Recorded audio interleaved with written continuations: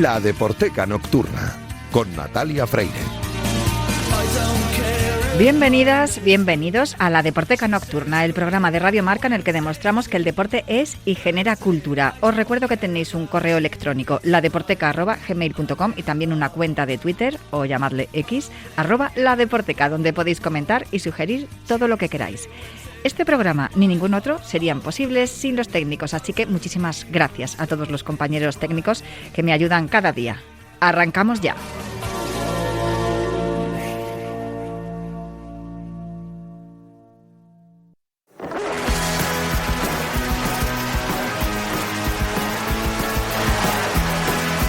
Himno titular, con Julio Ruiz. No me gusta que me guste el fútbol, pero ¿qué le voy a hacer? Venga Lopetegui, sonríe, Florentino paga bien, dando pena contra Holanda, casi rompo la pared, y mi colega con la mano me pide calma como Cristiano, el maldito no soporto. Pues aquí estamos con Julio Ruiz un viernes más en La Deporteca en su himno titular. Muy buenas, Julio. Hola, ¿qué tal? ¿Cómo estamos? Pues muy bien, y voy a recordar que tienes un podcast que sale todos los miércoles, que se llama Todos los discos son grandes, donde recibes a grandes artistas y también a pequeños que quieren ser grandes, claro. En fin, todos de calidad. Porque todos los discos son grandes. Efectivamente. De artistas pequeños o grandes, todos los discos son grandes. Eso es. Y algunos que quieren crecer, que seguir creciendo, y de la mano de Julio Ruiz pues siempre se crece en el buen camino. No hay más bonito que descubrir una canción perdida en una maqueta, que son los primeros intentos de mostrar la calidad de una banda. Yo creo que, y tú lo sabes, ¿no?, que eso lo hacemos también en La Deporteca. Tú aquí en Himno Titular nos vas contando la relación de algunos artistas o algunas canciones con el deporte, pero es verdad que en La Deporteca hablamos con muchos artistas que no tienen el eco mediático que tienen otros. Claro. Es más, preferimos hablar con artistas que no tienen eco mediático que con los otros, porque creemos que todo el mundo necesita un espacio y que todo el mundo es bueno, como esa, que todo el mundo es bueno. Era la película de Summers, ¿no? Era. Sí. Y que necesitan un espacio donde poder sonar. Así que, si me permites, con todo el cariño del mundo, una vez que acabó Disco Grande en Radio 3, yo dije, ahí queda un vacío, queda un espacio que hay que llenar de alguna manera. Nos traemos a Julio Ruiz a La Deporteca, y todos esos grupos que pasan por su podcast, si podemos arañar alguno, los lo traemos también. Bueno, también tengo que decir, en honor a la verdad, que en su momento yo tuve de ayudante en el programa durante un corto espacio de tiempo a Paula Quintana, y es quien más o menos ha recogido el testigo, que tiene un programa semanal que se llama Capitán Demo, que es justamente el refugio de los artistas emergentes, para que en una radio pública siga habiendo ese lugar, pues para apoyar la cantera, que para eso es la radio pública. Pues en ese testigo también lo hemos recogido nosotros aquí en La Deporteca, y eso es lo que seguimos, que sepas que eres referente.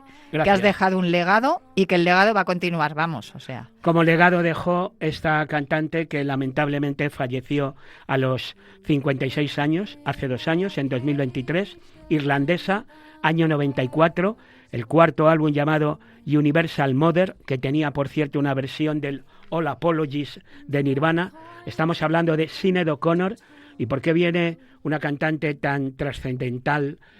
Por el contenido de sus canciones, por la temática, por su forma de hacer los temas. Pues porque esta canción que suena se llama Red Football. No soy ninguna pelota roja para ser pateada en el jardín. Soy una frágil bola del árbol de Navidad.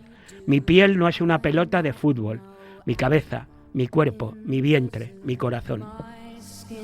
Is not a football for you. My head is not a football for you. My body's not a football for you. My womb is not a football for you.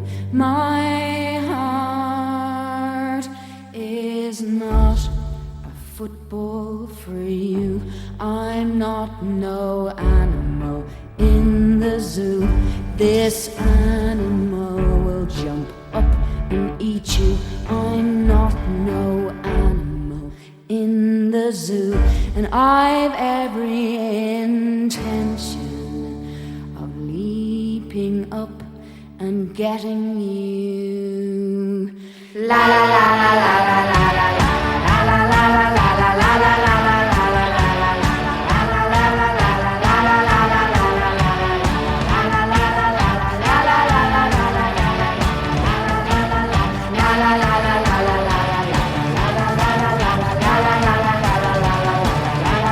Fantástico. Me parece una canción muy futbolera. Sí. Fíjate que lo hablábamos el otro día con la canción de Antoine. De Antoine, de Match y Fútbol, es que sí. esta, y tengo que confesar de verdad, Julio, y aquí esto es una confesión, no conocía esta canción de Sinéad O'Connor. Y fíjate tú que... Yo tampoco conozco a la gente que trae esa femenino singular, o sea que no pasa Bueno, nada. vale. Cada cual, zapatero a sus zapatos. No, pero vamos, me ha sorprendido muchísimo. Un saludo y- para Zapatero, que nos Sí, estará también. escuchando. Sí, porque nos escucha todas las noches, lo Claro, sabemos claro. porque nos escribe y nos dice, oye, qué bien habéis estado hoy. Ajá. El caso es que Red Football me la apunto como una canción importante. Además es curioso porque fíjate, el espíritu de la canción es una canción de denuncia y que le Y está muy feminista. Claro, y le está diciendo a su pareja, oye, que yo no Sí, soy sí. aquí una... Y resulta que está así en un ambiente relajado y tranquilo y luego ¡pum!, viene esa explosión con ese nanana que tú dices que es propio Que me de- encanta, por cierto, además, que rompan las canciones. Claro. Es una cosa que me gusta mucho en general. Bueno, en rojo he Sí. apuntado este Red Football de Sinéad O'Connor, porque además ya te digo yo que la voy a volver a utilizar. Me ha encantado y me encanta que me descubras cosas como lo que me vas a descubrir a continuación, que estoy un poco como, ¿esto por qué? Bueno, pues esto es algo así como... esto es lo que ocurre a veces, que resulta que se le tilda al miembro de alguna banda que es de tal equipo y resulta que al final no. Veamos. Pink Floyd, la canción que empieza a sonar ahora se llama Fearless. Bueno, pues David Gilmour es del Arsenal. Roger Waters también es del Arsenal. Y sin embargo hay conexión con el You Never Walk Alone de Anfield, por eso de Caminando con esperanza en tu corazón. Bueno, este es un tema del disco de 1971 que se llamaba Medal y en donde, por cierto, estaba esta pieza y que era una especie de proclama de ánimo a su compañero Syd Barrett. Cuando arrancan Pink Floyd en el año, al principio, en la década de los 60 todavía, está ahí Syd Barrett, luego ya desaparece de la alineación titular y por eso el mensaje de ánimo del You Never Walk Alone, que aunque sea himno del Liverpool, los componentes de Pink Floyd, que dicho queda que Gilmour y Waters son del Arsenal, cogían ese trocito de canción para darle el correspondiente ánimo a su compañero de banda, ex compañero de banda.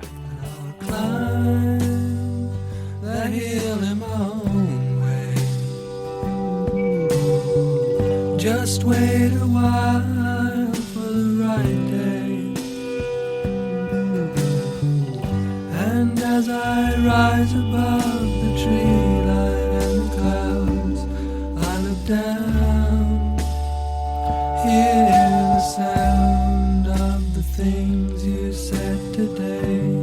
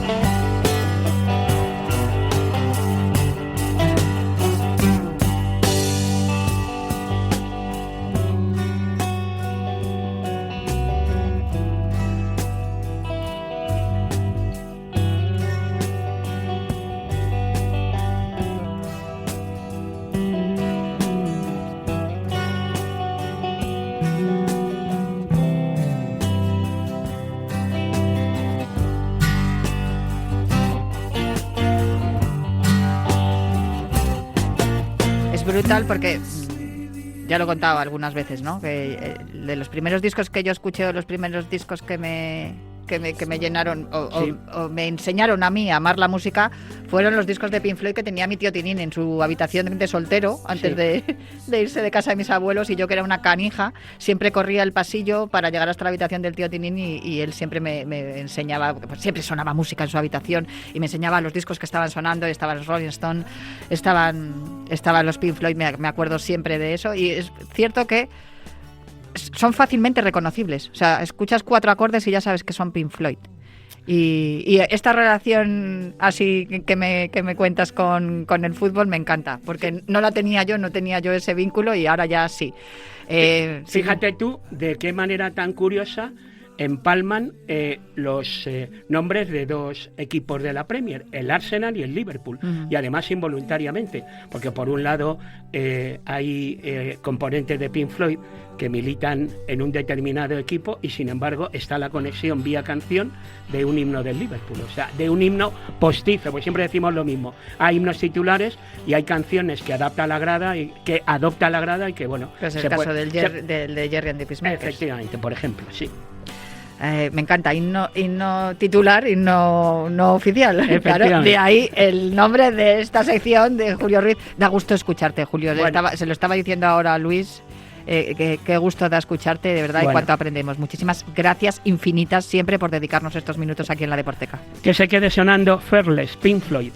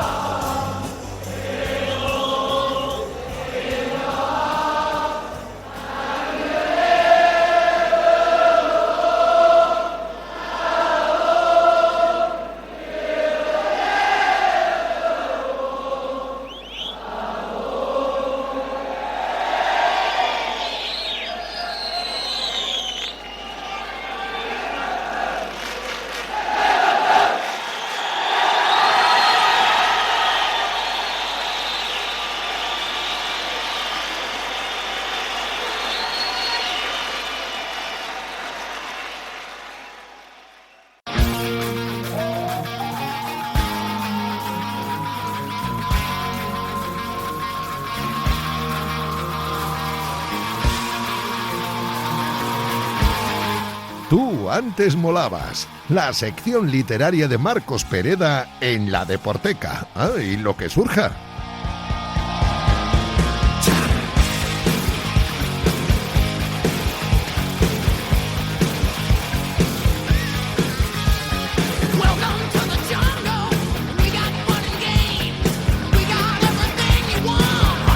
Llega uno de mis momentos favoritos del mes porque, claro, tengo al otro lado del teléfono a Marcos Pereda y eso a mí siempre me hace reír, claro que sí, porque Marcos tiene un humor que, bueno, voy a saludarle. Hola, Marcos, ¿cómo estás?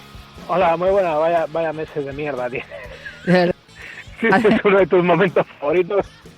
Pues no nos vamos, mira, no te voy a engañar, es verdad, es así y uno de mis momentos favoritos es cuando tengo que llamarte a hablar contigo y hablar de libros.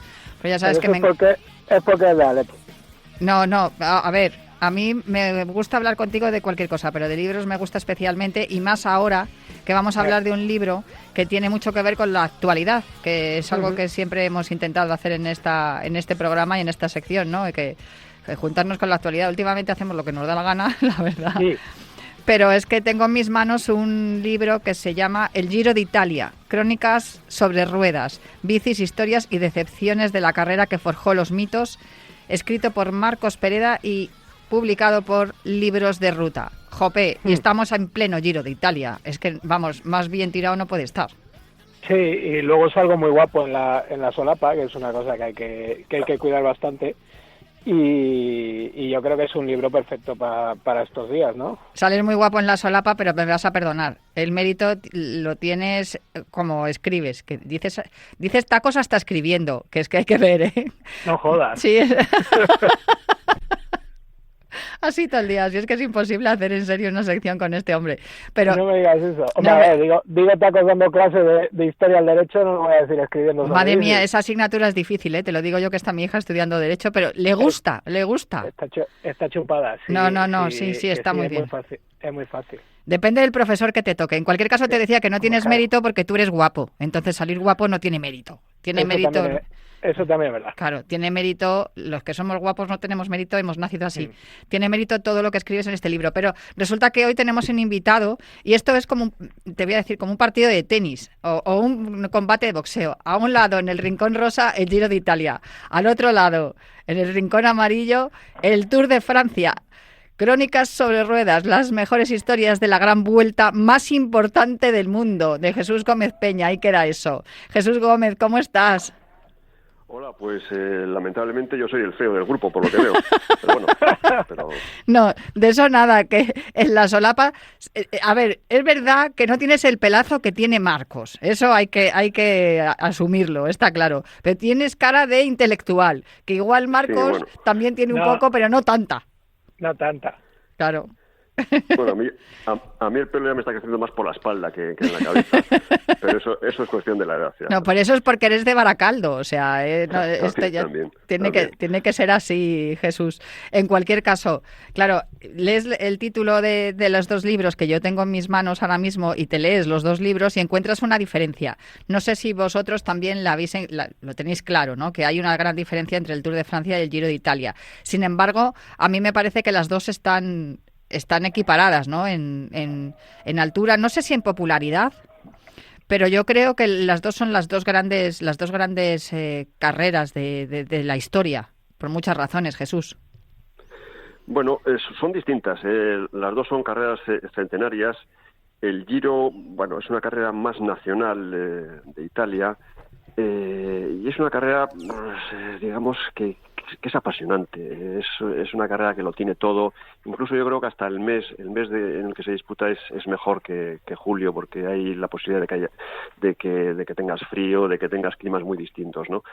A mí el Giro, yo lo he hecho 6 o 7 veces y bueno, me resulta una carrera preciosa, porque toda Italia se viste de rosa, los italianos lo viven de una manera apasionada.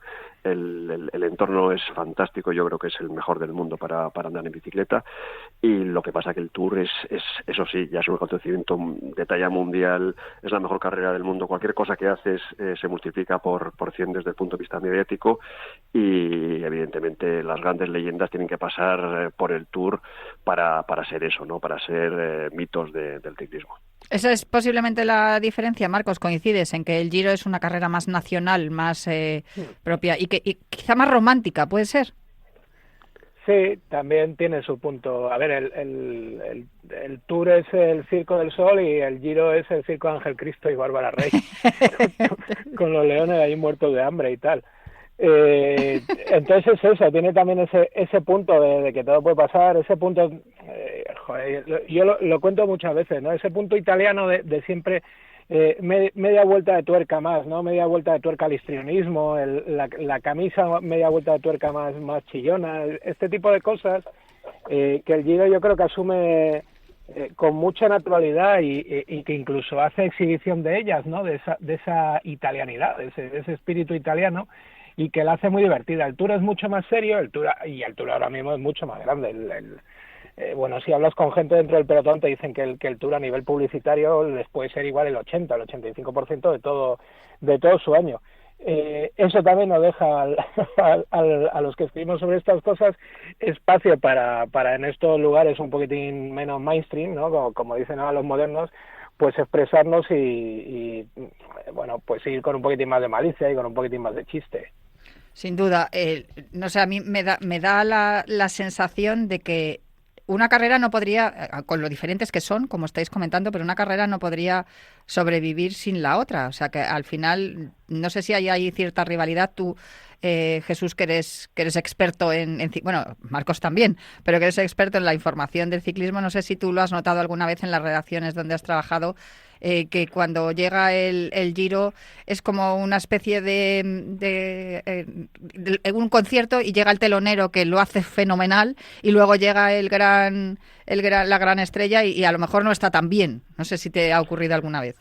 Bueno, lo que pasa es que los locos del ciclismo estamos esperando a que llegue la Vuelta a Mallorca a principio de febrero, y vamos, digamos, subiendo pequeños peldaños.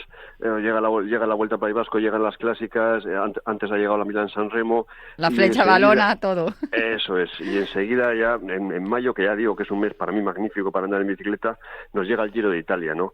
Que el Giro tiene una participación pues a veces muy regular, ¿no? Hay ediciones en las que hay un montón de grandes campeones y otras pues no, pero siempre resulta interesante, y a los que nos gusta el ciclismo, pues bueno, ya sabes, es la hora de la siesta, lo ves magníficamente en el sofá, si tienes la suerte, o si estás currando como yo, pues ya pues es un poco distinto. Y en cuanto acaba el Giro, pues nada, con el Dauphiné, Vuelta a Suiza, Campeonato de España y el Tour, ¿no? Y luego pasa lo mismo con la Vuelta, porque pues haces la Clásica San Sebastián, Vuelta a Burgos, un poquito más, y estás en la Vuelta a España. Llega el Mundial y ahí es donde tienes un poquito ya de problema, porque tienes ahí una sequía tienes que poner un poco tus ánimos en barbecho, porque hasta el año que viene no tienes grandes cosas, si no te apasiona el ciclocross, pero si no, ya sabes, siempre hay alguna cosa. Hay algunas coincidencias en los dos libros, porque claro, lo habéis dicho al principio, ¿no? También que los grandes campeones tienen que pasar por las dos grandes vueltas, ¿no? Tanto como por el Giro como por el Tour de Francia. Pero os pregunto a los dos, empiezo por ti, Marcos, ¿qué es lo que echas de menos de ese Giro de primigenio, ¿no? De esas primeras vueltas de las que hablas aquí, que a mí me parece lo más interesante, porque todo lo demás luego está muy documentado, claro. Hay muchas cosas muy muy interesantes que no se saben, que no se cuentan en las noticias, pero ya lo hemos visto por la televisión. A mí de los dos libros las partes más interesantes me parecen las de los inicios, ¿no? Pero ¿qué es lo que echas de menos, en qué ha variado, qué es lo que ha desaparecido de ese Giro de Italia del siglo XX? Ya no te digo de principios del siglo XX, cuando se inicia, sino del siglo XX en general. Mamarrachismo. Faltan mamarrachos y ganas. Todo muy profesional ahora, ¿no? Sí, claro, es que todo, pero me pasa lo mismo en la radio, Natalia. Sois todos muy profesionales. Este tipo de cosas son así. En el Giro de Italia, bueno, pues eso, bueno, en las primeras ediciones había gente que no era ni ciclista ni nada, que era había uno que era un cartero, otro era trabajaba en un registro civil, cosas por el estilo. Ese tipo de historias están muy chulas porque hoy serían impensables, y las cuentas con mucho placer, ¿no? Cuando se subían a los trenes y ese tipo de cosas. Pero incluso en los años 90 y a principios de los 2000, el Giro, que terminó tiene ahí un momento que es una carrera muy muy local, y se sostiene a base de italianos y de equipos italianos, un equipo que lo patrocinaba el Vaticano, otro equipo que tenía 70 y tantos mil patrocinadores y tal, y ese punto ha sido un poco friki, un poco también naif. Yo sí que lo echo de menos. Yo me acuerdo una de las primeras cosas que leí sobre el Giro, hace mogollón de años, ¿no? Pues al final de los 80, y decían que era una tradición del Giro que el líder, la malla rosa, parase para felicitar a unas personas que estuvieran contrayendo matrimonio, ¿no? Que se parase ahí a la entrada de la iglesia y tal, y había siempre fotos y eso, hay alguna Indurain. Eso hoy en día no te lo imaginas, ¿no? Porque pues eso, está todo como muy medido y tal. Seguro que algunos se quejaban, que si el arroz, que si... Bueno, este tipo de asuntos. Entonces a mí, yo creo que el exceso de profesionalidad en todo en la vida, pues también elimina inocencia, y yo echo de menos ese puntito mamarracho, ¿no? Jesús, en cuanto al Tour. Pues prácticamente lo mismo. Yo creo que ahora hay demasiada tecnología. Está todo cuando escuchas que ahora miden con la báscula cada cosa que comen. Claro. Las bicicletas están medidas, los maillot, que si tienen ondas para las turbulencias, que si el coche se arrima mucho y en la contrarreloj les beneficia, ya dices, madre mía. O sea, te imaginas a los pobres ciclistas comiendo todos los días por gramos, estando 200 días concentrados entre carreras, y es que es una locura.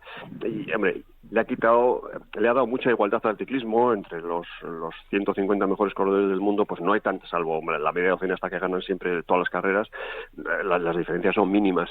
Pero eso también, hombre, pues repercute, porque le quita un poco de aventura al ciclismo, que el ciclismo siempre ha sido, al final el ciclismo es una cuesta, una bicicleta y un chaval que dice, pues hoy tengo que subir allí, y al día siguiente pues tengo que subir más rápido, o tengo que subir otra. Ese reto, ese desafío, que es la esencia del ciclismo, pues hombre, se mantiene, pero se ha perdido un poco. Antes las carreras eran una aventura, la gente paraba en los bares, se llevaba las cervezas sin pagar, pasaban hambre, iban en camionetas, dormían en escuelas, en literas o en el suelo. Yo no digo que vuelva a eso, que no tiene nada que ver, pero ahora es que es tan matemático, los ciclistas parecen coches de Fórmula 1. Mira, el otro día, si me permites, estaba leyendo yo sobre una Vuelta a Cantabria del 83, que no es de hace 150 años ni nada por el estilo, y hablaban con un paisanuco y le preguntaban que por qué se había hecho ciclista. Era un tío que tenía 38 años y dice, no, si yo lo que soy es albañil, lo que pasa es que me echaron del trabajo, se me acabó el subsidio del paro y dije, pues a ver si me saco 4 perras por aquí. Ese tipo de cosas que hoy está muy bien que no existan, pero también le da mucho romanticismo al asunto. Claro, se me da bien esto, pues a ver qué tal, si saco algo, ¿no? Sí, como estaba en el paro, tenía más tiempo para entrenar, en vez de ponerse en plan cuarentón, en plan cuarentón divorciados, como hay ahora por ahí un montón entrenando con la bici, pues este tío decidió llevar un poco de 4 perrucas para casa. Muy bien. Jesús, ¿qué decías? No, decía, yo recuerdo una entrevista que hice a Antón Barrute, un mítico corredor del CAS y luego director, que me acuerdo que me decía, claro, él pues estaba destinado a trabajar en la fábrica como todos en su zona, y descubrió que con el ciclismo, yendo a correr una carrera de pueblo por la mañana y otra por la tarde, pues sacaba más dinero. Y dijo, joder, pues esto es mucho mejor que trabajar en la obra 12 horas. Y luego cuando era ciclista, pues decidían, pues oye, hay que correr la Vuelta a Andalucía. ¿Cuánto tardamos? Tardamos 5 días. Venga, pues cogían, salían de aquí de Vizcaya y tardaban 5 días, iban entrenando, hacían pues casi 200 kilómetros al día y llegaban en forma. Era otra cosa, una cosa absolutamente distinta, de gente de una calidad enorme, ¿no? Independientemente de la preparación que hay ahora, aquellos eran los auténticos animales, no, eso sí, era otra cosa. Era como ser casi marinero y tirarse a ver si consigues pescar el gran atún. Ha habido 2 capítulos que me han gustado especialmente, uno de cada uno de los libros. Bueno, Marcos, tú ya sabes que me ha encantado la extraña figura de Mikel Landa, el ciclista peculiar, pero me gustó, disfruté mucho con aquel Mortirolo de Pantani e Indurain, es uno de los capítulos. Pero bueno, hay algunos, Lolailos, actores porno y un compresor, empieza el Giro de Italia 2022. Voy a pasar por encima de esto rápidamente para irme, porque claro, hay muchas curiosidades de qué es lo que contáis, ¿no?, en vuestros libros, en las crónicas sobre ruedas, pero claro, tengo que confesar que a mí en el libro del Tour, Jesús, me ha encantado el capítulo a Freire no le gustaba el Tour, claro, mi apellido Freire, claro, fui directa al capítulo. Sí, Freire porque sigue andando en bici, ¿no? Era un corredor muy peculiar y además muy sincero. A veces los corredores se ponen un poco la máscara cuando hablan delante de la prensa. Y Freire desde el primer día dijo que el Tour no era su carrera, que no le volvía loco. Cosa que muchos corredores pensaban. Primero porque es una carrera que al corredor no le trata especialmente bien. Los hoteles son peores en general que los del Giro y desde luego mucho peores que los de la Vuelta a España. Los traslados siempre son complicados.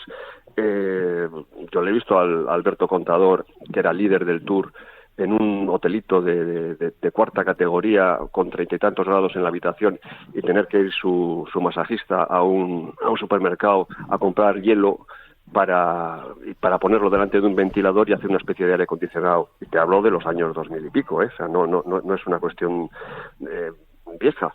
Entonces, el Tour trata bastante mal a todo el mundo, porque es una carrera dura, difícil, llena de gente, llena de agobio, muy estresante, con los mejores corredores del mundo en plena forma, todo es muy complicado, ganar es muy complicado, por eso tiene tanto valor, ¿no? Entonces, claro, Freire allí, pues es que no cuadraba bien, porque son 25 días de esfuerzo y al final él tenía tres oportunidades, 4, no tenía más. Y todo ese agobio, ese estrés añadido que tiene esa carrera, pues no le iba, porque Freire es un tío absolutamente calmado y fue sincero, simplemente. Otros corredores lo decían, ¿eh? Yo recuerdo que Alberto Contador, por ejemplo, en su debut en el Tour, le encantó, se enamoró del Tour. O sea, lo vio como, esta es mi carrera, ¿no? Pues eso, distintos a Freire caracteres. Igual le hubiese ido mejor el Giro, seguro. Pues desde luego. Esa sería su carrera, sin duda. Pues Crónicas sobre ruedas, el Tour de Francia, las mejores historias de la gran vuelta más importante del mundo, de Jesús Gómez Peña, y el Giro de Italia, bicis, historias y decepciones de la carrera que forjó los mitos, de Marcos Pereda, los dos publicados por la editorial Libros de Ruta. Muchísimas gracias a los dos por compartir conmigo estos ratitos, estos minutitos aquí en la Deporteca. Yo recomiendo a nuestros oyentes que compren los dos libros y se lean los dos, incluso a la vez, como he hecho yo. Que vayan pasando de un capítulo al otro como si fuera un partido de tenis. Y lo van a disfrutar un montón. Jesús Gómez Peña, muchísimas gracias. A vosotros. Y Marcos Pereda, muchísimas gracias por acompañarme un viernes más aquí, un mes más en la Deporteca. Te mando un abrazo enorme. Venga, hombre, un saludo a los dos. Pues yo me marcho ya, pero prometo volver el próximo viernes con más literatura, cine y música relacionados con los deportes aquí en la Deporteca de Radio Marca.